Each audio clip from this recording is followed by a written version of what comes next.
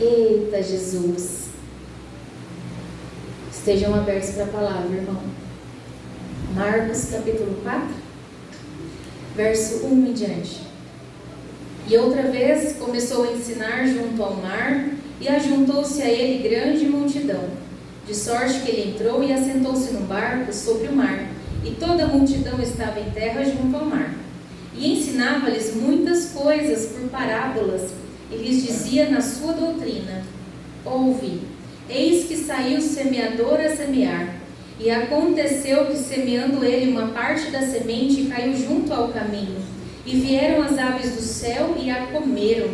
E a outra caiu sobre pedregais, onde não havia muita terra, e nasceu logo, porque não tinha terra profunda. Mas saindo o sol, queimou-se, e porque não tinha raiz, secou-se. E outra caiu entre espinhos, e crescendo os espinhos a sufocaram, e não deu fruto. E outra caiu em terra boa, e deu fruto, que vingou e cresceu. E uma produziu 30, outra 60, e outros 100. E disse-lhes: quem tem ouvidos para ouvir, que ouça. E quando se achou só, os que estavam junto dele com os 12, interrogaram-lhe acerca da parábola. E ele disse-lhes: a vós vos é dado saber os mistérios do reino de Deus, mas aos que estão fora, todas essas coisas se dizem por parábolas. Veja, para que vendo, vejam e não percebam, e ouvindo, ouçam e não entendam, para que não se convertam e lhes sejam perdoados os seus pecados. E disse-lhes: não percebeis essa parábola?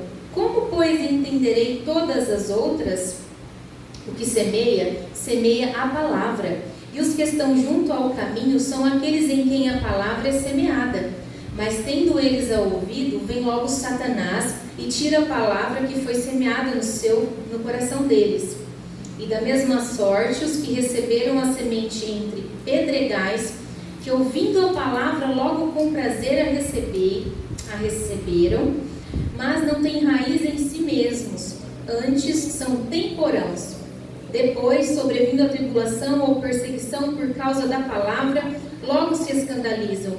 E os outros são os que recebem a semente entre espinhos, os quais ouvem a palavra, mas os cuidados deste mundo e os enganos das riquezas e as ambições de outras coisas, entrando, sufocam a palavra e fica infrutífera.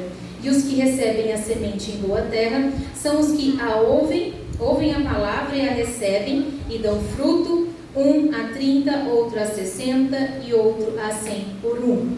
Aleluia e glória a Deus. Pai, em nome de Jesus eu te entrego esta palavra e esta ministração.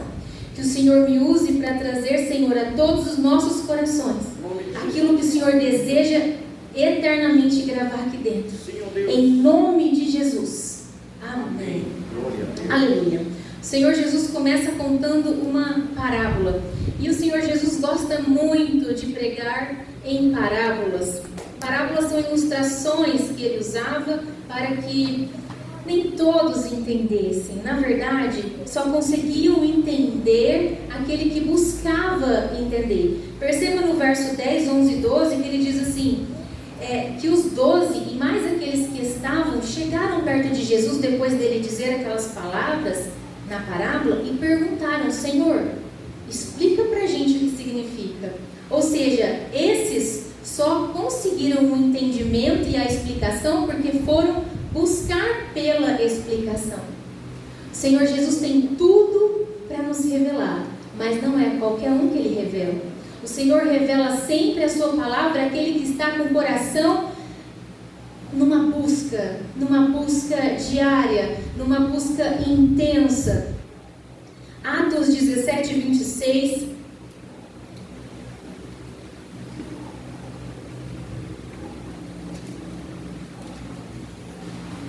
No Atos 17, 26 e 27, fala assim, de um só fez toda a geração dos homens. De um só ele fez toda a geração dos homens. Ele está falando de Adão. De Adão ele fez todos. Foi o primeiro da criação. E aí no verso 27 começa assim: para que buscassem ao Senhor Irmãos, nós fomos criados para buscar a Deus. Deus nos fez para buscar a Ele.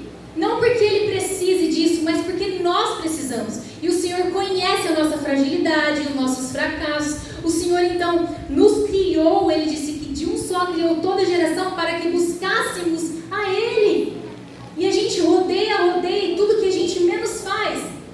Eu sei que tem grandes exceções, mas tudo que a gente menos faz é aquilo que o Senhor deseja que façamos. Tudo que a gente menos faz é buscar a Deus. A gente busca de tudo nessa terra. Entendimento de tudo, sabedoria de tudo. A gente busca melhorar em tudo. Mas é muitos poucos aqueles que buscam verdadeiramente melhorar na sua busca pelo Senhor. E é isso que Ele deseja de nós. Colossenses capítulo 3, nos versos 1 e 3.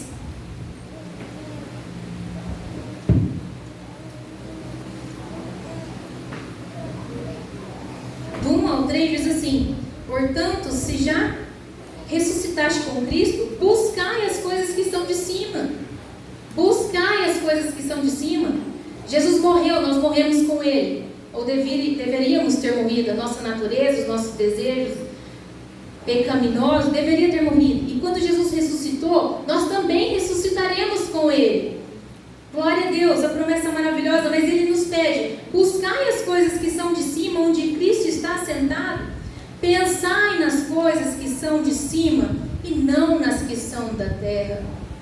No que a gente anda pensando, nosso pensamento vagueia por tantos e tantos lugares.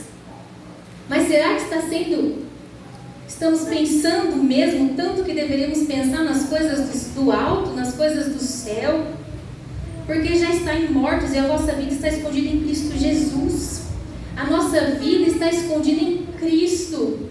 Nós precisamos pensar nele, buscar as coisas do alto. E a gente passa a vida sem fazer isso, ou fazendo muito falho. Irmãos, eu creio que nossa busca tem se mostrado muito interesseira. Sabe, eu creio que aqui tem muitos servos verdadeiros do Senhor. Irmãos, mas a gente precisa mostrar mais paixão na busca pelo Senhor, na busca pelas coisas do alto. Será que é só eu que tenho esse desejo queimando no meu coração? Eu sei que muitos aqui têm. Parece que eu nunca estou satisfeita com tanto que eu busco a Deus. Parece que o Senhor tem sempre colocado: filha, falta mais, filha, falta mais. Eu nunca estou satisfeita.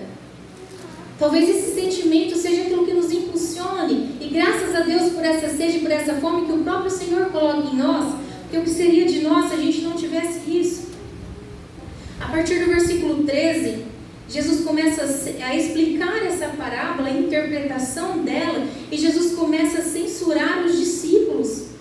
Parece que eles ainda eram duros de coração, parece que ainda havia lentidão neles em entender. Parece que Jesus estava falando: como? Eu já estou com vocês há tanto tempo, vocês já têm a revelação de que eu sou o Filho de Deus, e vocês ainda perguntam tantas coisas que são básicas, ou seja, para vocês já devia estar tão esclarecido.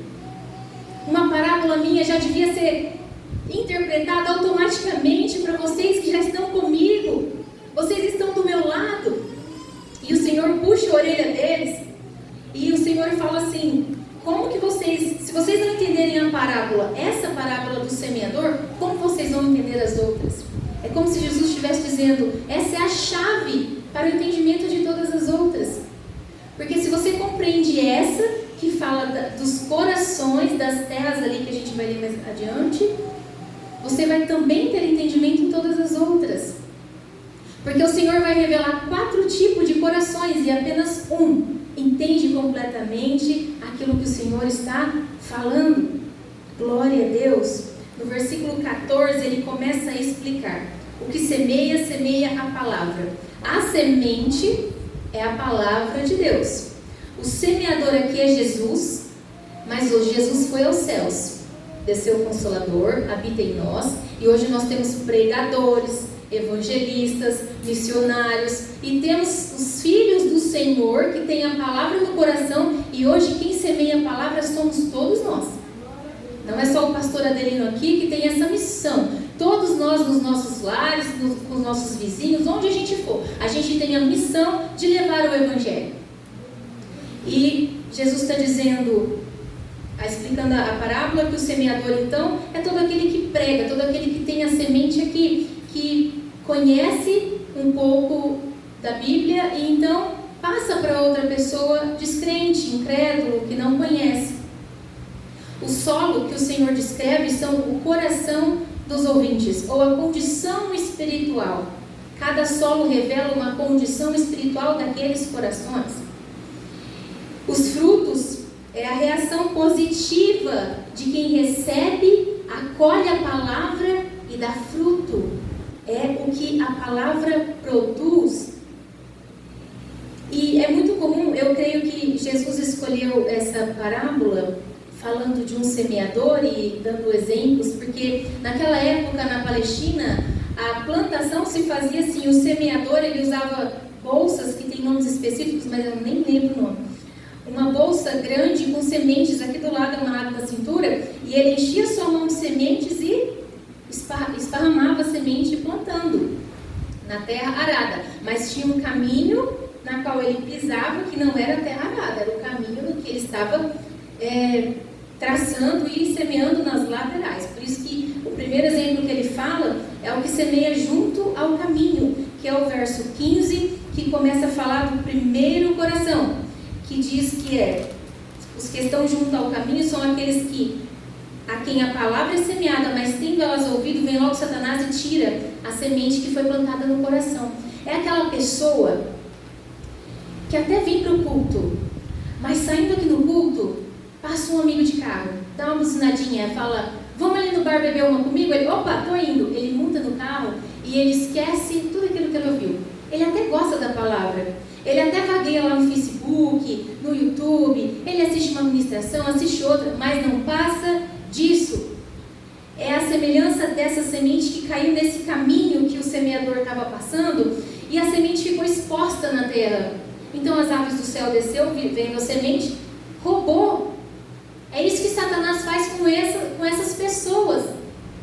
A palavra é até gostosa, eles até buscam ouvir pregações, eles até gostam disso. Pode ser que alguns frequentem cultos, mas a palavra nunca entra no coração. Sabe, é mais assim, eu quero ouvir, mas eu não quero deixar descer aqui, ó. Porque se descer aqui, sabe, eu vou ter que ter alguma mudança na minha vida. Então eles não querem. É aqueles que só entendem, ouvem, gostam de ouvir. Tem os ouvidos e a cabeça cheia, mas o coração está vazio da palavra.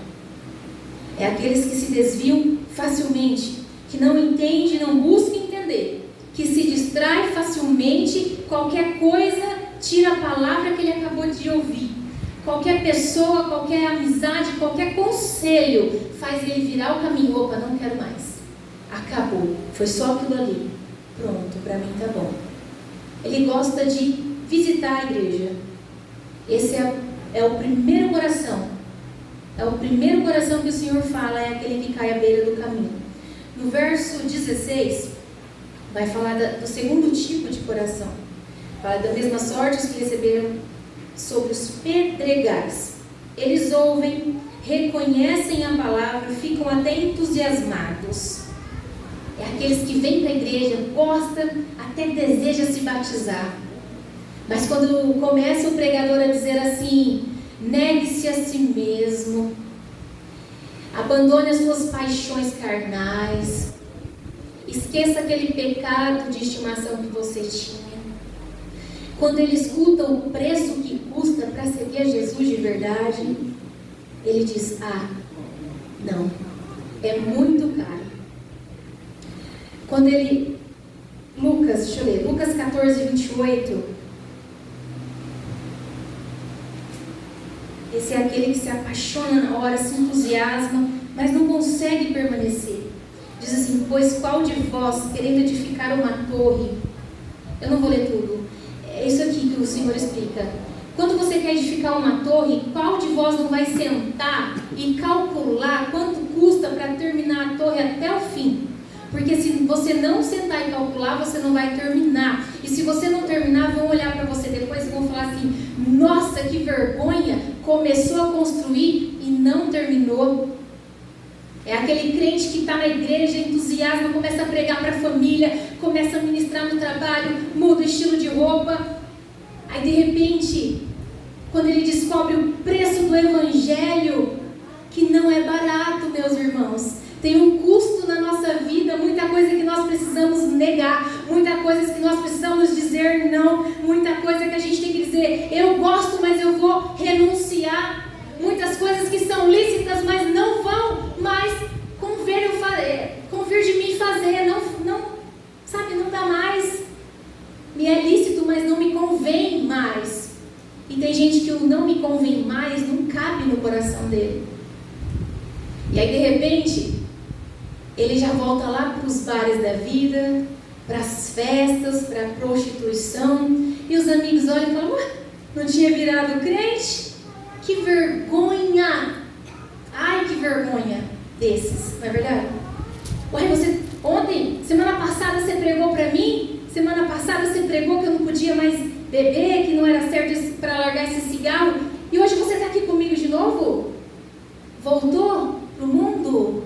Que vergonha! Ai, Jesus! O Senhor está falando... calcule o que custa. Sabia que muitos entram no Evangelho para conhecer a Jesus sem saber o custo que tem, sem saber o que vai ter que renunciar? Não é de graça. O Evangelho não é de graça. Para você receber a salvação, houve uma morte. Houve um derramamento de sangue de um Deus santo, puro. E você quer receber o Evangelho? De graça mas custa pra gente. É de graça, não, é pela graça. E é pela fé. Mediante a graça, pela fé. Aleluia. E às vezes a gente acha que é tão fácil seguir a Jesus, eu posso manter a minha vida do jeito que eu quero. Não pode não, meu irmão, senão você vai continuar sendo esse segundo tipo de coração aqui, ó. É entre pedras que vai ser semeada essa palavra. Não tem raiz em si mesmo, são temporão. Ou vem antes ou vem fora do tempo. Antes ou depois do tempo significa temporão. Nunca está na hora certa, sabe? A palavra nunca chega na hora certa. Nunca chega. Olha, o culto foi bom, mas só que eu não estou pronta ainda para fazer isso aí que o pastor está falando, não. Vai ter que esperar mais um pouquinho. Aleluia. A pressão de amigos, a pressão às vezes na faculdade, né? Os adolescentes aí, o pessoal que está indo para a faculdade, vai sofrer pressão. A gente é escandalizado. É crente. Crente é esculachado. Seja forte. Jesus morreu por você. Resista a essas coisas que são passageiras. Porque quando eles verem Jesus brilhando na sua face, quando eles verem Jesus brilhando, Sabrina, no seu rosto, eles vão te respeitar como nunca mais respeitaram outras pessoas. Aleluia! Aleluia! O mundo respeita quem serve a Jesus de coração. O mundo olha pra gente com outros olhos, mas você tem que ser firme, porque vem provação antes.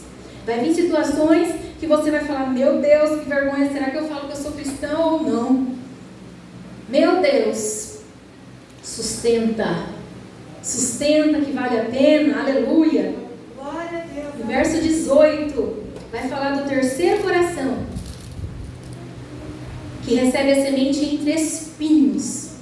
Esse aqui é aquele que recebe, se alegra, a semente brota. Meu Deus, que gostoso! Servir a Deus, a Jesus, é maravilhoso. Mas de repente a florzinha que começa a brotar com essa semente, também vem surgindo os espinhos, que a Bíblia cita que são as riquezas, os cuidados desse mundo. Às vezes a preocupação com o aumento de salário, buscar cursos e cursos para melhorar. Às vezes a busca por um casamento, ainda não casei, meu Deus, e vai se esquecendo das coisas do Senhor, priorizando outras coisas. E muitas coisas, sabe, irmãos, são lícitas, são verdadeiras, são aquilo que a gente verdadeiramente pode buscar. Mas espera lá, não deixa ser Deus na tua vida. Aquilo que você almeja, é gostoso a gente desejar melhorar, estudar, buscar algo novo. Mas não deixe isso ser um Deus na tua vida, te cegar para as coisas do Senhor. Aleluia! Aí é aquele crente que não consegue mais ter tempo para nada. Tem uma reunião de oração, não pode ir, está ocupado. Tem uma reunião de ensaio, não pode ir, está ocupado. Oh, Jesus! É aquele crente que não consegue mais fazer nada, não dá fruto. Quando ele não abandona e se torna um desigrejado, não dou conta de servir a igreja, eu tenho tanta coisa para fazer. Ah não, meus irmãos, eles ficam lá, sabe, é tempo demais na igreja. Esses estão sendo sufocados com as coisas do mundo, esquecendo que devemos buscar em primeiro lugar o reino de Deus. E tudo vai ser acrescentado, só que é difícil ter fé nisso. Às vezes a gente está na igreja e a gente não tem fé nessa palavra. Eu acho que eu busco o reino em primeiro lugar, mas duvido que eu tenho fé para esperar Deus me dar todo o resto que eu preciso. No verso 20, vai falar do quarto coração. E glória a Deus, porque ainda existe esse quarto aqui, que é a boa terra. Recebe a semente em boa terra, são os que ouvem a palavra e recebem e dão fruto. São aqueles que verdadeiramente não têm pedras debaixo do seu solo, são aqueles que não deixam os espinhos crescer, são os que verdadeiramente buscam ao Senhor em primeiro lugar. Ele conserva a palavra, ele persevera na palavra, ele persevera em união com os irmãos, ele persevera em se manter crente, no meio até de outros crentes que não são tão crentes assim, mas ele permanece, ele fala, meu irmão não está fazendo, mas eu vou, meu irmão não está sendo do jeito que eu esperava, mas eu vou permanecer. Esse, meu irmão, pastor, vai dar fruto, pastor. Eu sei que aqui dentro tem 4 tipos de corações, eu só não sei dizer e não cabe a nós julgarmos qual é o tipo de terra de cada irmão, mas aqui temos 4. E glória a Deus pelo 4º tipo, que vai dar fruto. Pastora, vai dar fruto. Irmãos que intercedem por outros irmãos, vai dar fruto. É uma palavra de esperança para nós que buscamos, oramos por outros. Vai dar fruto. Aleluia. Com o tempo o fruto vai aparecer. E aí, em resumo, Jesus resume os motivos pelos quais então as pessoas não criam, porque para os discípulos de Jesus era difícil eles compreenderem. Na verdade, eles só compreenderam quem era Jesus depois da sua ressurreição. Mas antes era difícil eles compreenderem que Jesus, sendo judeu, sendo o esperado profeticamente, né? Havia tantas profecias de que ele viria e ele cumpriu exatamente aquilo que as profecias diziam. Os discípulos olhavam e falavam, mestre, como que a gente vai entender que os judeus não creem no Senhor? Se o Senhor é um homem de Deus, se o Senhor é um homem que apresenta todas as características do ungido, se o Senhor faz milagres, maravilhas, ressuscita, por que eles não criam? E Jesus começa então a dizer, a primeira então delas é a ação de Satanás. E para esses que sofrem essa ação de Satanás, que a semente ela não chega a brotar no coração, a gente precisa interceder por eles. A gente precisa interceder por eles. O segundo tipo, então, é o tipo que não se interessa ou tem um interesse superficial pelas coisas do Senhor. É aqueles que andam vagueando pela igreja, visitantes, mas nunca se firmam. O terceiro é aqueles que desistem facilmente. O jovem rico, quando chegou perto de Jesus, Senhor, o que eu faço para entrar no reino dos céus? Jesus olhou para ele e disse, vende tudo que você tem. Dá para os pobres tudo o que você tem. Hoje eu sei que o Senhor não quer que nós pegamos todas as nossas posses e entregamos aos mais necessitados. Mas, irmãos, eu tenho certeza que este jovem rico que diz a palavra, o coração dele estava todo nas posses dele. E o Senhor está dizendo, se você não negar aquilo que está em você, você não pode entrar no meu reino. No meu reino só entra quem me ama. Você ama as suas coisas, o seu dinheiro, suas posses. Você não me ama como deveria. Talvez se ele desse, talvez não, eu tenho certeza, se ele desse, mesmo que contrariando a sua própria vontade, as coisas dele aos pobres, então ele teria um coração renovado, restaurado, e o amor de Deus entraria no coração coração daquele rapaz. Aleluia. Mas ele escolheu não fazer. Ele então virou as costas e falou: é muito duro para mim, eu não consigo. Em 2 Timóteo 4,20, Paulo fala de Demas. Ele fala: Demas me desamparou, ele amou o presente século. Demas abandonou, era discípulo de Paulo, mas ele amou mais as coisas do mundo do que o evangelho que Paulo pregava. Abandonou. E o quarto tipo, em resumo, era a quarta parte que resolveu seguir a Jesus fielmente. O que Jesus quer ensinar com essa parábola? Primeiro, tudo que ele fala não é apenas para entender, é para obedecer. Irmãos, o primeiro que caiu no caminho, na beira do caminho, eles ouviram a palavra, eles entenderam a palavra, só que não quiseram obedecer, porque não desceu ao coração. O Senhor está dizendo, tudo que Jesus prega é a palavra dele, de Gênesis a Apocalipse, 66 livros para o nosso entendimento. Tudo que está aqui não é para a gente apenas entender e ser bons teólogos, bons explicadores da Bíblia. Não, é para viver aquilo que a gente prega. Se você não viver aquilo que prega, não adianta nada. Segunda coisa que Jesus queria nos ensinar: uma parte vai rejeitar.